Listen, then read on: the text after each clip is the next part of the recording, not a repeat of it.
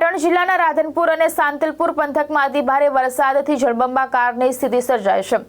રાધનપુર સુઈ ગામને જોડતા હાઈવે ઉપર પાણીનો ધસમસતો પ્રવાહ ફરી વળતા માર્ગ બંધ કરવામાં આવ્યો। લોદરા નજીક પાણીના પ્રવાહમાં ટ્રક તણાયો હતો, જો કે ડ્રાઈવર અને ક્લીનરનો બચાવ થયો છે। બીજી તરફ ફાંગલી અને જાજમ વચ્ચે રાજસ્થાનની એક ગાડીમાં ફસાયેલા 8 લોકોને સંતલપુર પોલીસ, સ્થાનિક આગેવાનો અને યુવાનોએ સલામત રીતે બહાર કાઢ્યા હતા। સાંતલપુર પંથકમાં 17.5 ઇંચ જેટલો ભારે વરસાદ ખાબકતા બાબરા, બાવેડા અને પરસુંદ સહિતના ગામોમાં પાણી ભરાયા। અનેક લોકો અને અનેક ગામો સંપર્ક વિહોણા બન્યા। અસરગ્રસ્ત ગ્રામજનોને સલામત સ્થળે ખસેડવાની કામગીરી હાથ ધરવામાં આવી છે। રાધનપુર સુઈગામ હાઈવે ઉપર પાણીનો ધસમસતો પ્રવાહ ફરી વળતા વાહન વ્યવહાર બંધ કરવામાં આવ્યો છે। લોદરા નજીક પાણીમાં ફસાયેલો ટ્રક ભારે પ્રવાહમાં ખેંચાઈ ગયો હતો, પરંતુ તેના ડ્રાઈવર અને ક્લીનરનો બચાવ થયો હતો।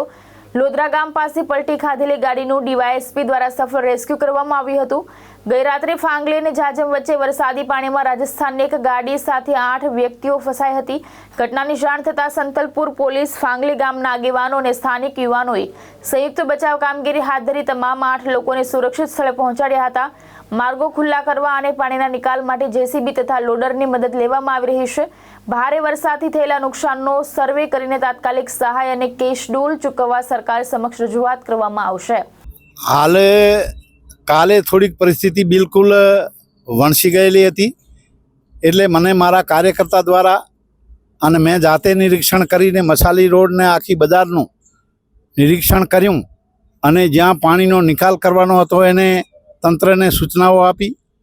એ પ્રાંત અધિકારી અને મામલતદાર પણ સાથે રહીને એ પાણીનો નિકાલ કર્યો અને આજે સવારથી વહેલા બજારની મેં મુલાકાત લીધી તો ત્યાં પણ પાણી ભરાયેલા હોય અને મસાલી રોડની પરિસ્થિતિ અત્યારે સારી છે, પણ સાંતલપુરમાં 17.5 ઇંચ જેટલો વરસાદ વધારે પડેલો, એટલે હું આજે સવારે અહીંયાથી નીકળીને સાંતલપુરના અન્ય ગામો જેવા કે બાબરા, બાવેડા આ ગામોમાં વધારે વરસાદનું પાણી ભરાતા લોકો અમુક સ્થળાંતર કરવા માટે મજબૂર છે। એ લોકોને પણ અમે જઈને તંત્ર દ્વારા સૂચનાઓ આપી છે અને હું પણ જાતે જઈને એ નિરીક્ષણ કરીને એ લોકોને કઈ રીતે એ સવલતો મળે અને એને સલામત જગ્યાએ ખસેડવાની પણ અમે સૂચના આપી છે।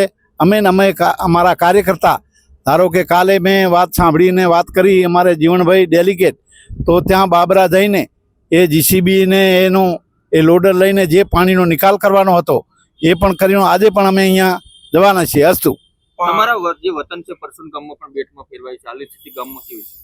મારા ગામ પરસુનમાં પણ રસ્તો બંધ થઈ ગયો છે। નડિયામાં ગઈ સાલે જ આપ બધે જોયો છે, 3-4 લગભગ એ તણાઈ ગયા હતા પાણીમાં, એ પણ રસ્તો આજે બંધ થઈ ગયો છે। એટલે મેં અહીંયા આરએમબીને સૂચના આપી છે અત્યારે, અને એ પણ ગયા છે।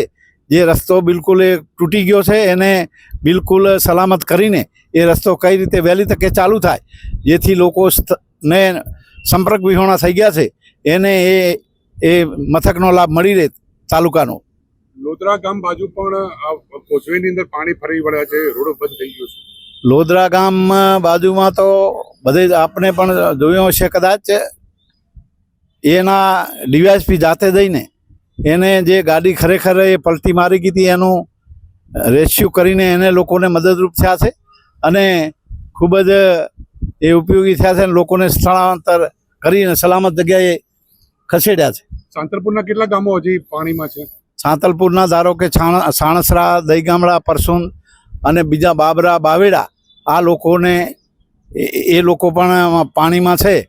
એટલે હું પણ અત્યારે જઈને ત્યાં એનો ત્યાગ મેળવીને તંત્રને સાથે રાખીને બધાને કઈ રીતે મદદરૂપ થાય નુકસાનીનું સરકાર દ્વારા સર્વે કરવાની માંગ કરશો આપના દ્વારા?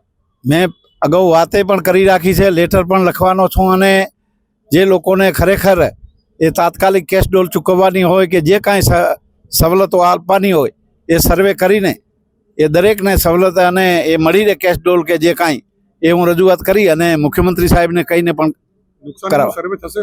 હા, નુકસાનીનું સર્વે થવાનું જ છે, કારણ કે બહુ જે અતિ ભારે વરસાદ થઈ ગયો છે, ધાર્યા કરતાં પણ વધારે થયો, 17.5%।